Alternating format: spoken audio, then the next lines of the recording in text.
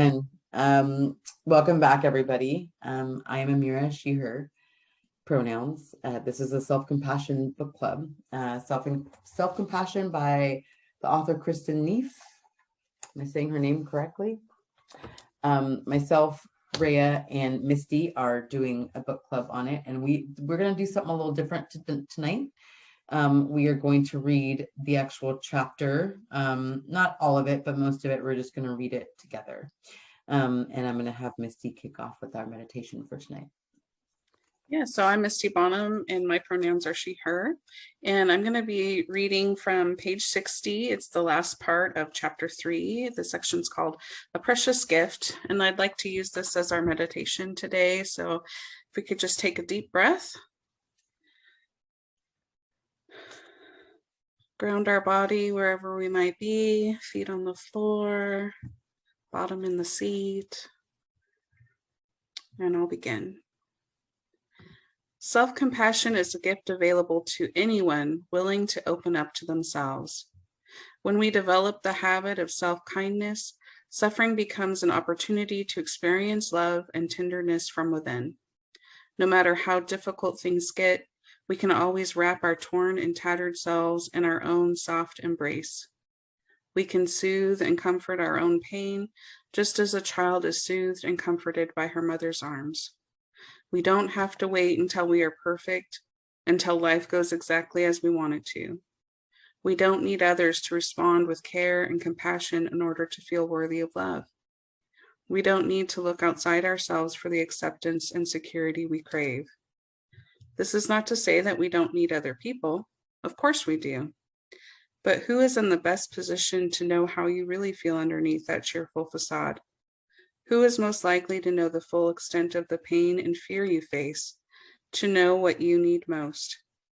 Who is the only person in your life who is available 24/7 to provide you with care and kindness? You.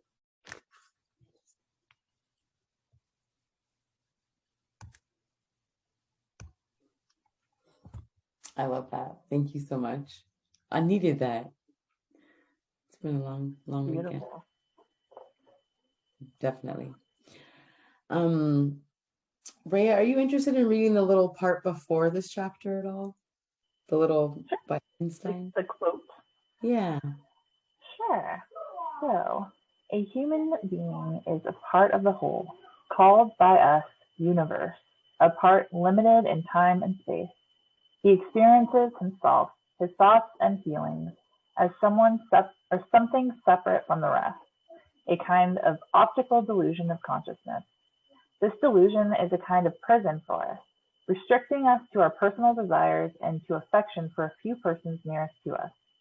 Our task must be to free ourselves from this prison by widening our circle of compassion to embrace all living creatures and the whole of nature in its beauty. Einstein, from the Einstein Papers. Thank you. Okay, this is chapter 4. We are all in this together. The second fundamental element of self-compassion is recognition of the common human experience, acknowledgement of the interconnected nature of our lives, indeed of life itself, helps to distinguish self-compassion from mere self-acceptance or self-love. Although self-acceptance and self-love are important, they are incomplete by themselves. They leave out an essential factor: other people. Compassion is by definition relational. Compassion literally means to suffer with, which implies a basic mutuality in the experience of suffering. The emotion of compassion springs from the recognition of the human experience is imperfect. Why else would we say it's only human to comfort someone who has made a mistake?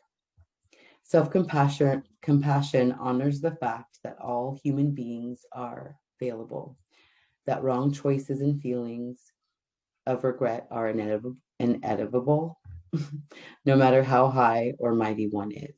Although the saying goes, a clear conscience is usually the sign of a bad memory. When we're in touch with our common humanity, We remember the feelings of inadequacy and disappointment are shared by all. This is what distinguishes self-compassion from self-pity. Whereas self-pity says, poor me, self-compassion remembers that everyone suffers, and it offers comfort because everyone is human. The pain I feel is difficult. The pain I feel in difficult times is the same pain that you feel in difficult times. The triggers are different. The circumstances are different. The degree of pain is different, but the process is the same. You can always get what you want. This is true for everyone, even the Rolling Stones. When I read this, it reminded me of a situation that I was in recently, and how I realized I'm in a position where I felt judged by a particular person, and I often feel judged by this person.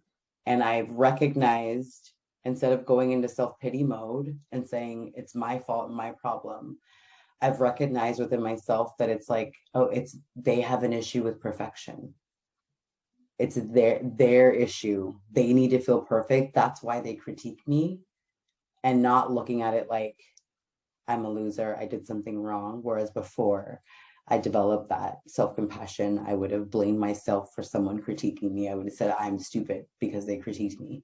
And now I could say it's still bothersome and it's something that I need to address, but I've recognized that that's their need for perfection. It's not me to go into self-pity. So, okay. We often become scared and angry when we focus on undesired aspects of ourselves or our lives.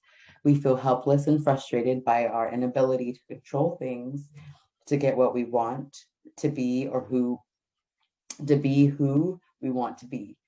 We rail against things as they are, and we cling to our narrow vision of how things should be. Every single human is in the same boat. The beauty of recognizing this basic fact of life, the silver lining, so to speak, is that it provides deep insight into the shared human condition. And then I think, Misty, we're going to do the next part. Or Rayah. Rayah, would you like to do it? Are you okay? Okay. Go ahead. His name. Okay. Isolated and alone. Sadly, however, most people don't focus on what they have in common with others, especially when they feel ashamed or inadequate. Rather than framing their imperfection in light of the shared human experience, they're more likely to feel isolated and disconnected from the world around them when they fail. When we focus on our shortcomings without taking the bigger human picture into account, our perspective tends to narrow. We become absorbed by our own feelings of insufficiency and insecurity. When we're in the confined space of self-loathing, it's as if the rest of humanity doesn't even exist. This isn't a logical thought process, but a type of emotional tunnel vision. Somehow it feels like I am the only one who is being dumped, proven wrong, or made a fool of. As Tara Brach, author of Radical Acceptance, writes, feeling unworthy goes hand in hand with feeling separate from others, separate from life. If we are defective, how can we possibly belong? It seems like a vicious cycle. The more deficient we feel, the more separate and vulnerable we feel. And even when we're having a painful experience that is not our fault, perhaps we've been laid off our job because of an economic downturn, for instance, we often irrationally feel that the rest of the world is happily employed while it's only me sitting at home watching reruns all day. Or when we become ill, it feels like sickness is an unusual, abnormal state, like the dying 84-year-old man whose final words were, "Why me?" Once we fall into the trap of believing that things are supposed to go well, we tend to think something has gone terribly amiss when they suddenly don't. Again, this isn't a conscious thought process, but a hidden assumption that colors our emotional reactions. If we were to take a completely logical approach to the issue, we'd consider the fact that thousands of things can go wrong in life at any one time. So it's highly likely, in fact inevitable, that we'll experience hardships on a regular basis. But we don't tend to be rational about these matters. Instead, we suffer and we feel all alone in our suffering.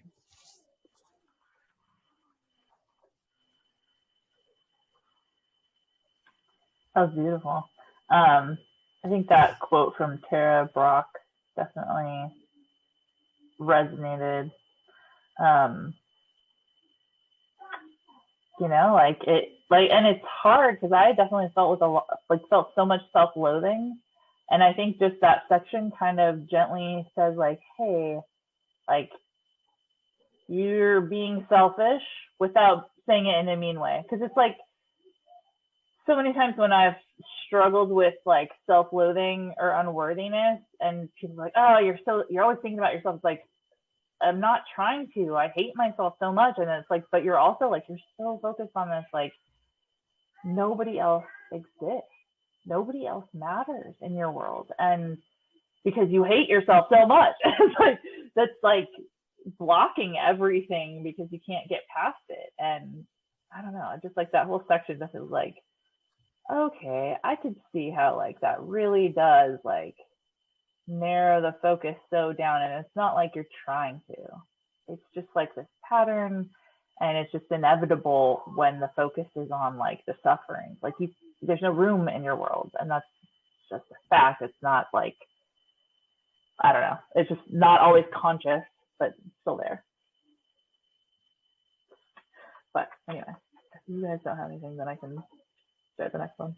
Yeah, you know, y'all, I forgot that I was unmuted, but what you said was like spot on, you know, it's totally true.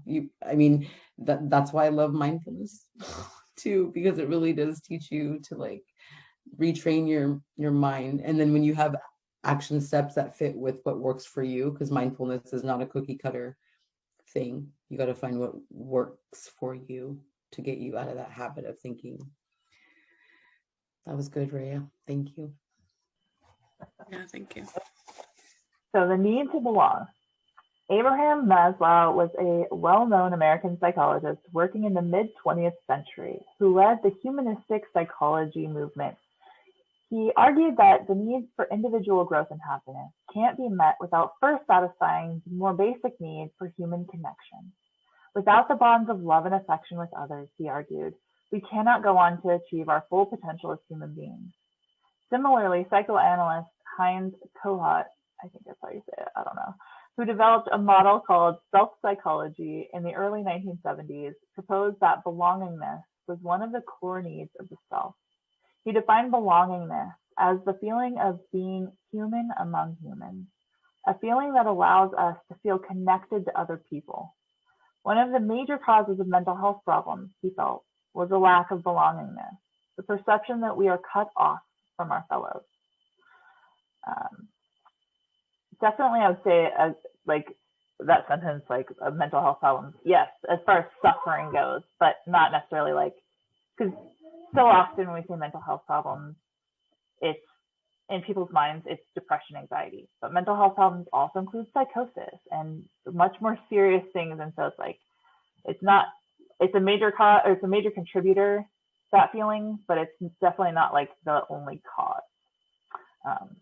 But I just need to put that in there. Loneliness stems from the feeling that we don't belong, whether or not we're in the presence of others. If you attend a large party where you don't quite fit in, you're still likely to feel alone. Loneliness comes from feeling disconnected from others, even if they're only inches away. Public speaking anxiety, the #1 phobia experienced in our culture.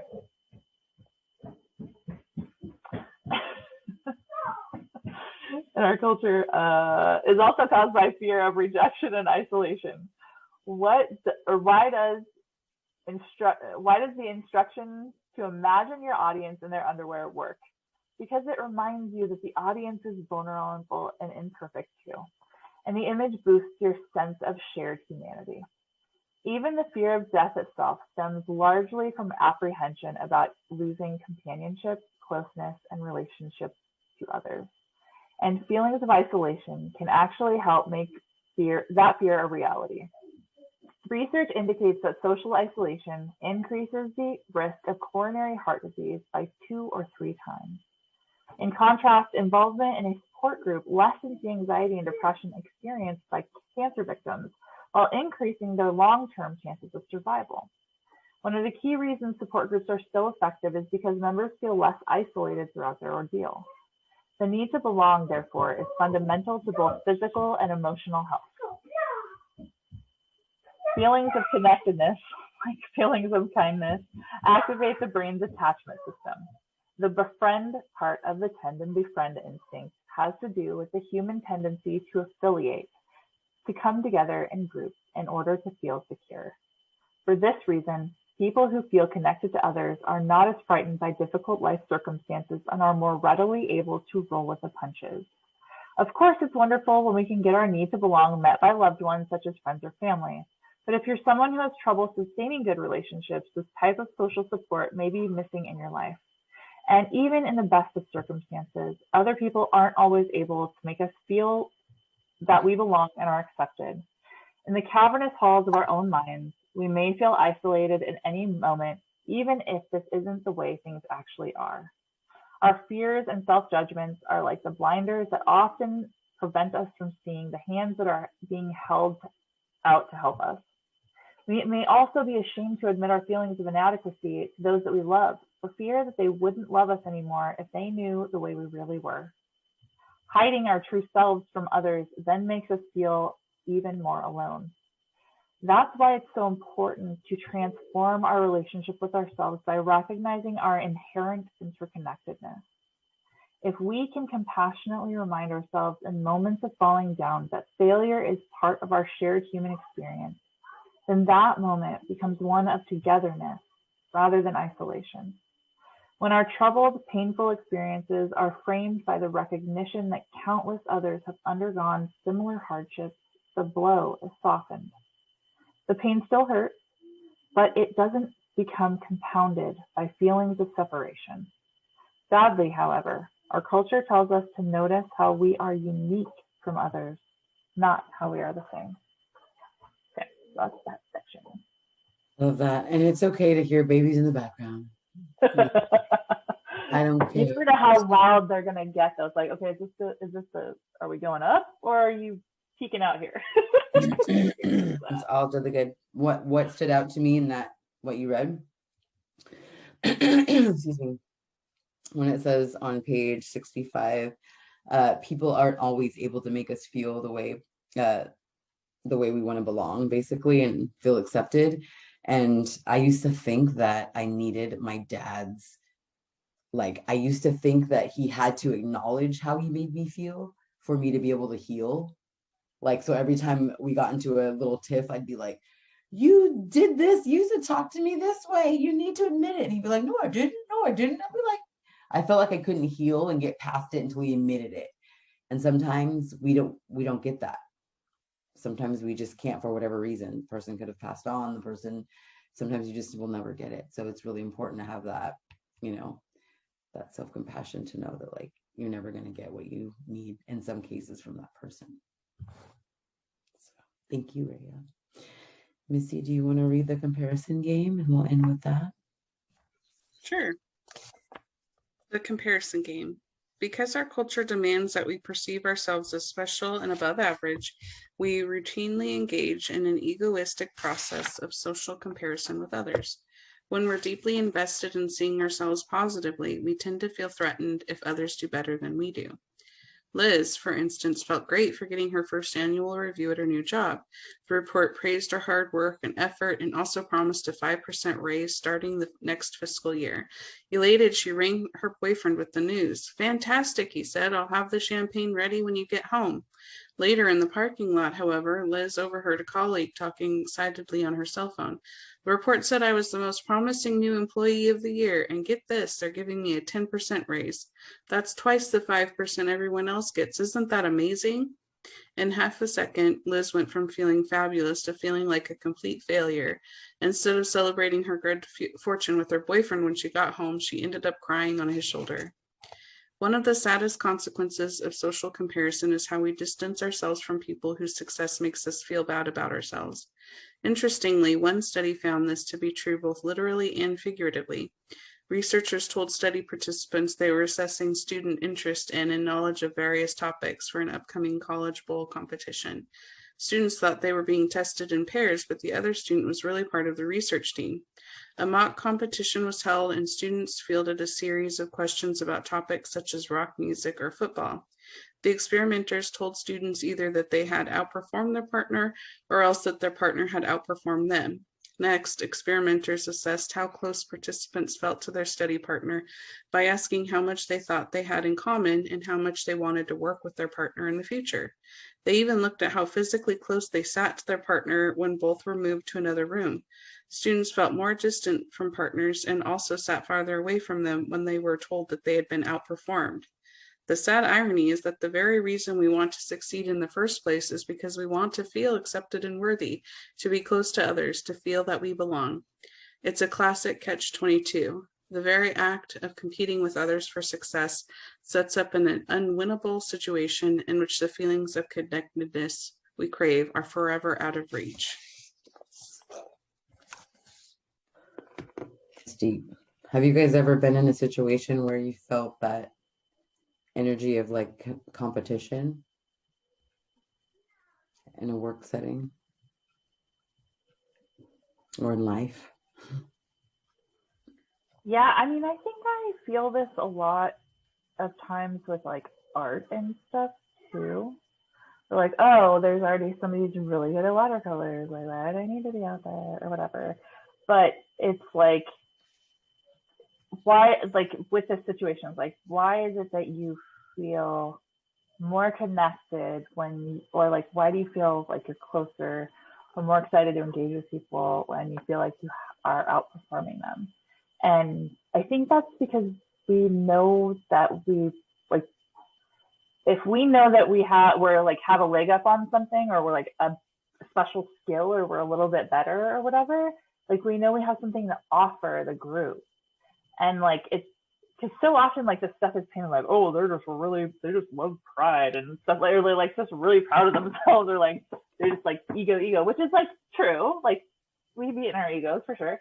But also like when you have something to offer and like stuff, it, you know, you can contribute to the group and like, you know, you have value then. And it's like it's hard because it's like, what am I gonna do now? You're doing art, like I'm not better than those people. And it's like, but I'm still like getting something out there that is, you know, unique, and it's just another story. And not that like art doesn't really, there's so many different types of art and like versions of like what's good anyway, like of all the things to like compare yourself out. Art's such a silly one because like it's not even like you can be like, oh, they got 100 on that out of, you know, 99 or whatever. Like, it's just kind of silly, but it's still hard. Mm-hmm. I do the same thing. I compare myself when I see like other mindfulness coaches or meditative, even lately, because I've been seeing a lot more women of color that do what I do, like mindfulness wise. And I have to remember that like I'm still different. I still do things differently. I still, you know, have my own style, and to keep it pushing. I at least can recognize it sooner than making myself suffer over it, you know, like I maybe used to. But I try to typically be that girlfriend type of cheerleader friend that's like, even when it comes to friendships, I was that cheerleader. Like if you're doing good, I want to boost you up. I don't really like the feeling of competition. It feels weird. What about you, Misty?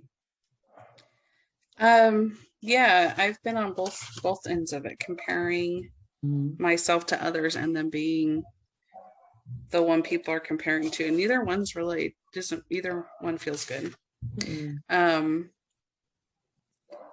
It is kind of like she said, a catch-22, because we're trying to feel accepted while at the same time outperforming people. Trying to outperform people doesn't make any sense. But I do think I think she goes into this a little more deeply somewhere else too, but this very beginning of the section where she talks about we're taught to think of ourselves as special and above average. And it's like, that's something we have to think about ourselves. We can't just be like, okay at things. We've got to be great at everything, you know? And really just letting go of that and realizing, that's where you kind of like are able to bond with humanity and be like, maybe I'm not the best at this or whatever, but I enjoy it. It is something I'm good at. Hmm. Yeah. Yeah, I agree. And it reminds me of the. Go ahead. No, go ahead. Okay, I was gonna say that also is like reminds me of just like the Western chauvinism and like that white supremacy idea of like, oh, we're the best because we have to be the best at everything. We can't just be like it has to be the best. Yep. Mm-hmm. Everywhere, all over our country. Sorry, that's all I was gonna say.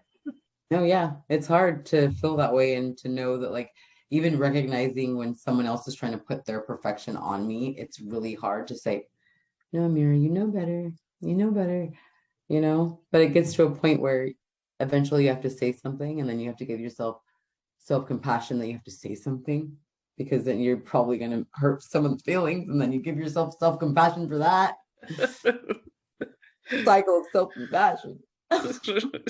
Holding boundaries and self-compassion. But I think this is awesome. Thank you both very much. We will post this one. Today is the 14th of March, and I will have no technical difficulties. Will give myself self-compassion along the way. And it'll be posted next Sunday around 3-ish. And I give myself self-compassion for posting a few hours late today. I posted our Rayah's video a couple hours late, and I was like starting to beat myself up over it, and said, you know what? I had a great weekend, didn't have time to get it done, and it's okay. It is okay. It's fine. Absolutely. So much. Any last words before we go? Not okay. For me. Thank you. Self-compassion, everybody. Yay.